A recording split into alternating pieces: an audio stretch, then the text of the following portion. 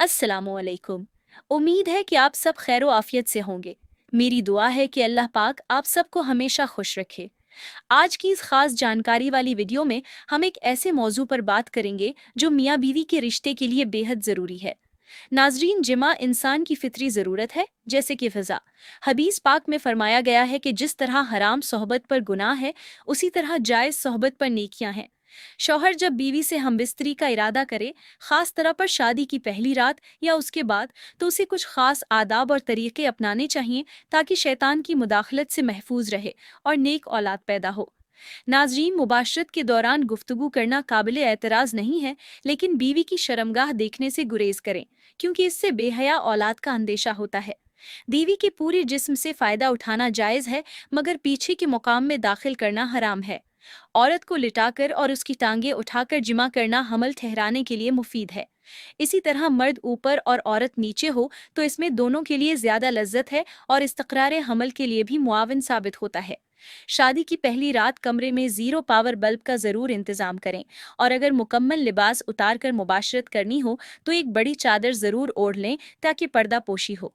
मुकम्मल नंगे होकर मुबाशरत करना गधा गधी की तरह जुफ्ती करना कहलाता है, जो कि शरीयत में नापसंदीदा अमल है।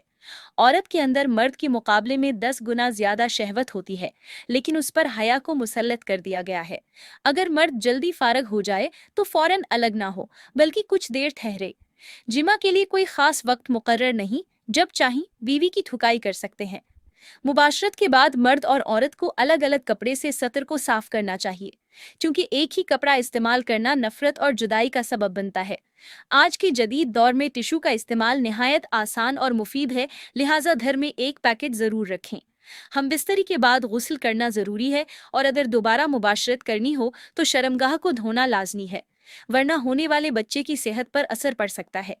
अगर लड़की की पैदाइश का इरादा हो तो औरत को फौरन दाईं करवट लेटने का कहा जाए, और अगर लड़की का इरादा हो तो बाईं करवट लेटने का मशवरा दें। अगर औलाद नहीं चाहिए तो मुबाशरत के फौरन बाद औरत सीधी खड़ी हो जाए। जिमा की फौरन बाद पानी पीना सेहत के लिए नुकसानदेह है, इसलिए कम से कम आधा घंटा इंतजार करें। तबीब कहते हैं कि हफ्ते में 2 बार से ज्यादा मुबाशरत करना सेहत के लिए नुकसानदेह हो सकता है। 4 महीने से ज्यादा औरत से जुदा रहना मना है। अगर बच्चा समझदार हो तो उसके सामने मुबाशरत करना मकरूह है।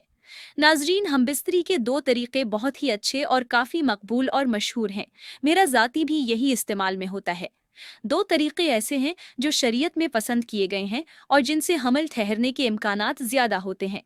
पहला तरीका यह है कि मर्द नीचे हो और औरत औरत ऊपर बैठकर मुबाशरत करे, जिससे मर्द की टाइमिंग में इजाफा होता है और औरत भी ज़्यादा लुत्फ हासिल कर सकती है। इस पोजीशन में मर्द नीचे होता है और औरत ऊपर बैठकर मुबाशरत करती है, जिससे वो अपनी मर्जी के मुताबिक रफ्तार और दबाव को काबू में रख सकती है। दूसरा तरीका यह है कि औरत की टांगें उठाकर मुबाशरत की जाए, जिससे दाखिल आसान होता है और मुबाशरत में ज्यादा लज्जत हासिल होती है। ये तरीका दाखिल को आसान और मुअस्सर बनाता है। इसमें औरत की टांगें ऊपर उठा दी जाती हैं, जिससे मर्द का नफ्स ज्यादा गहराई तक दाखिल होना मुमकिन हो जाता है और मुबाशरत में ज्यादा लज्जत हासिल होती है। नाजरीन, उम्मीद करती हूँ कि आज की वीडियो आपको पसंद आई होगी। वीडियो अच्छी लगे तो चैनल को सब्सक्राइब करें और वीडियो को लाइक करें।